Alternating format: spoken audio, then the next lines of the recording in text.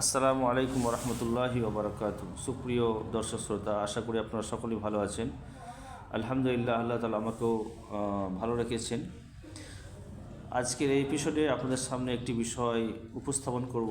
সেটি হচ্ছে যে ইসলামের মূল মন্ত্রটা কী, বা ইসলামের মূল স্পিরিট, মূল ভিত্তি কোনটি। আমরা জানি যে আল্লাহ তাআলা বলেছেন, ওয়ালাকাদ বাসনা ফি কুল্লি উম্মাতির রাসূলান আনি ইবুদুল্লাহ ওয়াজতানিবুত তাগুত। যে যুগে যুগে আমি যত নবী রসুল পাঠিয়েছি তাদের প্রত্যেকের একটি দাওয়াত ছিল, সেটা হচ্ছে আনি ইবুদুল্লাহ ওয়াজতানিবুত তাগুত, তোমরা এক আল্লাহর ইবাদত করো আর তাগুত থেকে দূরে থাকো। এটি হচ্ছে মূল বিষয়, অর্থাৎ পৃথিবীতে উপাসনা, আরাধনা, ইবাদত করতে হবে শুধুমাত্র আল্লাহর জন্য, যেটাকে আরবিতে তাওহীদ বলা হয়ে থাকে, বাংলায় আমরা একত্ববাদ বলি। তো ইসলামের মূল জিনিসটা হচ্ছে একত্ববাদ, এক আল্লাহর পূজা, এক আল্লাহর উপাসনা করা। যেটা যদি আমরা একটি সেন্টেন্সের, একটি বাক্যের আকারে বলি, সেটা হচ্ছে লা ইলাহা ইল্লাল্লাহ। আল্লাহ ছাড়া সত্য কোনো উপাস্য নেই, আল্লাহ ছাড়া সত্য কোনো মাবুদ নেই। মাবুদের নামে যা কিছু আছে পৃথিবীতে আল্লাহ ছাড়া, সেগুলো সবই মিথ্যা মাবুদ, মিথ্যা উপাস্য। এটি হচ্ছে ইসলামের একেবারে মূল বিষয়।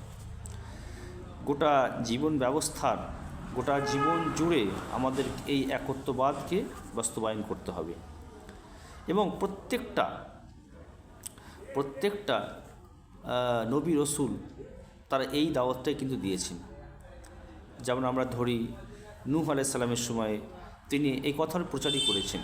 ইব্রাহিম আলাইহিস সালাম, দাউদ আলাইহিস সালাম, হুদ আলাইহিস সালাম, লূত আলাইহিস সালাম, তারপরে আপনার সুলাইমান আলাইহিস সালাম, তারপর আছে ইউসুফ আলাইহিস সালাম, ইউনুস আলাইহিস সালাম, মুসা আলাইহিস সালাম, ঈসা আলাইহিস সালাম এবং মুহাম্মদ সাল্লাল্লাহু আলাইহি সাল্লাম।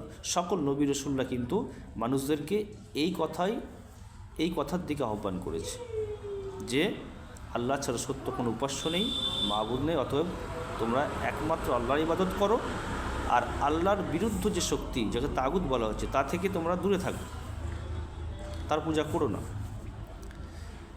এখন প্রত্যেকটা নবী তার জীবদ্দশায় এই কালেমা, এই বাক্যটির দিকে মানুষদেরকে আহ্বান করেছে। মানুষ সে কথা শুনেছে, কিছু মানুষ শোনেনি। যাই হোক, সেই নবীর পরলোক গমনের পর, তার মৃত্যুর পর মানুষ আস্তে আস্তে ধীরে ধীরে এই তাওহীদকে, এই একত্ববাদকে ভুলে তারা বহুত্ববাদে লিপ্ত হয়েছে, আবার প্রকৃতি পূজায় লিপ্ত হয়েছে।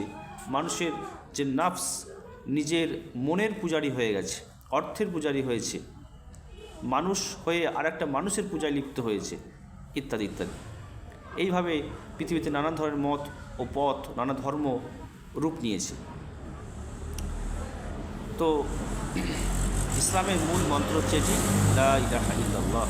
অর্থাৎ আমাদের গোটা জীবন জুড়ে থাকবে এই একত্ববাদ। আমি ইবাদত করব, আল্লাহর জন্য করব। আমি দান করব, আমি হজ করব, আমি যাকাত দেব, আমি সলাত আদায় করব, নামাজ পড়ব, আমি দান করব, আমি মানুষের সাথে ভালো ব্যবহার করব, আমি পিতামাতার যে অধিকার, সে অধিকারটাকে রক্ষা করব, আমি আত্মীয় পরিজনদের সঙ্গে সুসম্পর্ক কায়েম রাখব, স্বামী স্ত্রী একে অন্যের সঙ্গে সদ্ব্যবহার করবে, একে অন্যের হক বা অধিকারকে রক্ষা করবে, সন্তান প্রতিপালন করবে, দেশ সমাজকে পরিচালনা করবে, রাষ্ট্র পরিচালনা করবে। সব কিছুর মধ্যে থাকবে তাওহীদ, একত্ববাদ। অর্থাৎ এই কাজগুলো হবে আল্লাহর বিধান অনুযায়ী। অর্থাৎ গোটা জীবনের সমস্ত কাজগুলোকে আমরা দুই ভাগে ভাগ করতে পারি। একটা, আল্লাহ তাআলার গোটা জীবন ব্যবস্থার মধ্যে কিছু আছে আদেশমূলক, কিছু আছে নিষেধমূলক বিধান। সে আদেশমূলক বিধানগুলোকে মেনে নেওয়া আর নিষেধগুলো থেকে দূরে থাকা, আল্লাহর জন্য করা, এটাই হচ্ছে তাওহীদ। তো ইসলামের এটা হচ্ছে মূল বিষয়। আমরা আশা করি বুঝতে পেরেছি। তো এই তাওহীদ, এই একত্ববাদ থেকে যদি আমরা হটে যাই, সেটা কি বলা হয়? শিরক। অর্থাৎ আল্লাহর সঙ্গে অন্য কোনো পার্টনারকে সাব্যস্ত করাই হচ্ছে শিরক করা। আর এই শিরক হচ্ছে সবচেয়ে বড় অপরাধ। একত্ববাদের বিপরীত হচ্ছে শিরক করা। এই শিরকের গুনাহ হচ্ছে ভয়ঙ্কর।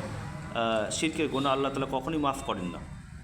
অন্যান্য গুনাহ চাইলে আল্লাহ মাফ করতে পারেন, কিন্তু আল্লাহর সঙ্গে কাউকে পার্টনার সাব্যস্ত করা এটা মহা অপরাধ। এই জন্য এ থেকে আমার দূরে থাকতে হবে। আল্লাহর কাছে দোয়া করে আল্লাহ রাব্বুল আলামিন যেন আমাদেরকে ইসলামের যে মূল বিষয়টা তাওহীদ, একত্ববাদ বা লা ইলাহা ইল্লাল্লাহ এর ভাবার্থ বোঝার এবং সেই অনুযায়ী জীবনযাপন করার তৌফিক দান করেন। আমিন। আসসালামু আলাইকুম ওয়া রাহমাতুল্লাহি ওয়া বারাকাতুহু।